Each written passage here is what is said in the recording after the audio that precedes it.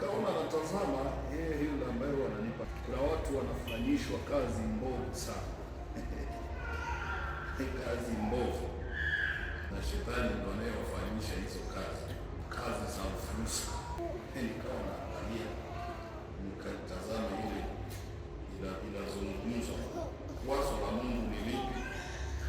Hao wanaowafuata watu wafanye uasherati nao ni mpango wa shetani, kwa sababu mpango wa Mungu anakataza mambo haya, anasema usizini, si ndio?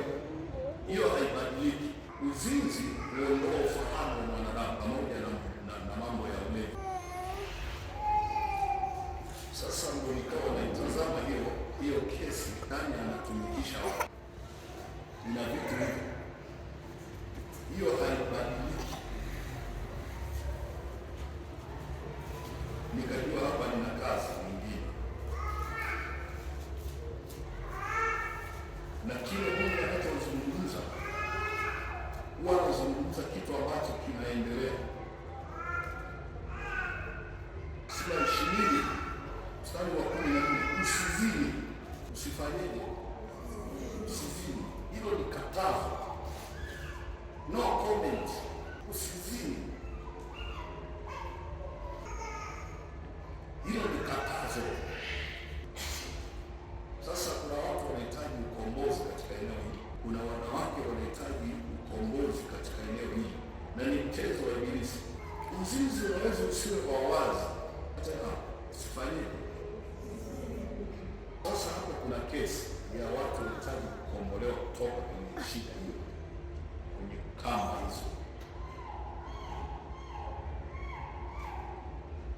Hizi ni taarifa za kiungu. Hicho pia ni kifungo ambacho adui anaweza akamfunga mtu kwa kazi hiyo.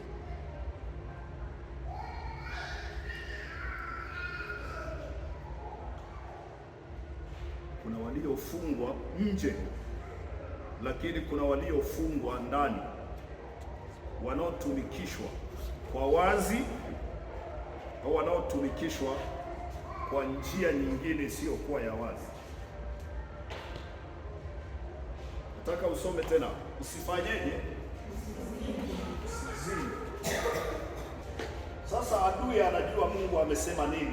Leo hii ndio nilikuwa napewa taarifa hizo za hiyo biashara, nikajua hapa kuna kazi. Unajua kila kinachoendelea kwa Mungu anajua. Bwana Yesu asifiwe. Anajua.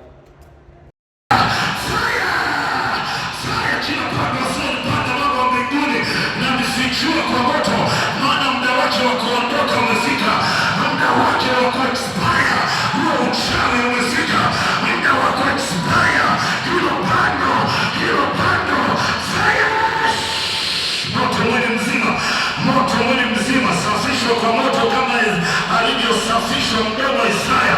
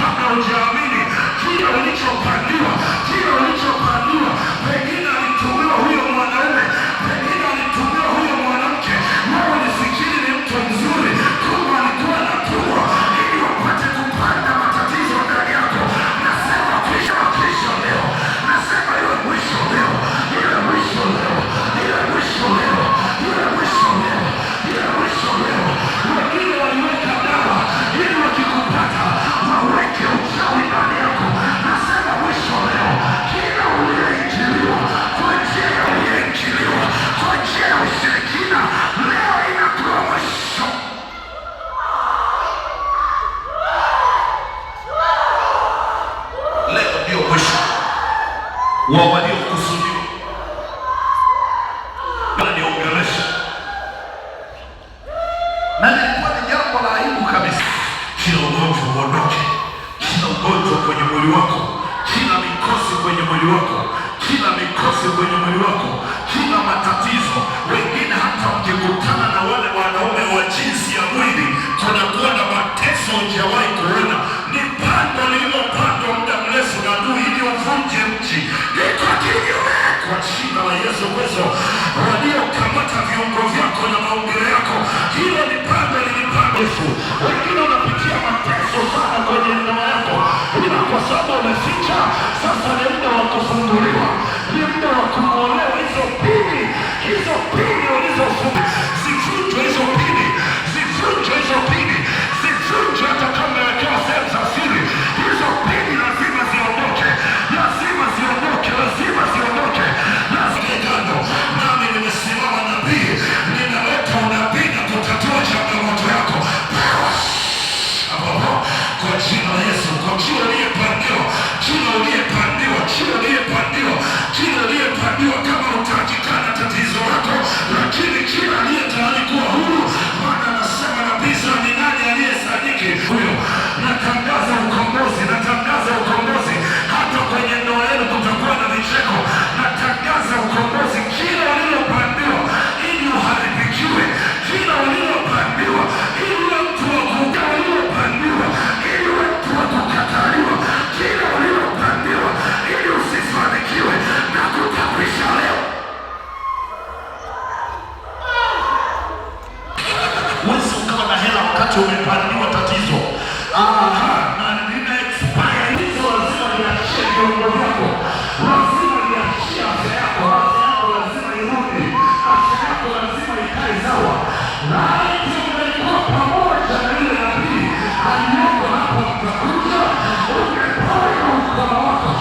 Kila mwenye ukoma, kila mwenye ukoma, kila mwenye ukoma, fichua ile tatizo lako, na nifichua ile tatizo lako, na fichua ile nyoka iliyowekwa kwenye mwili wako.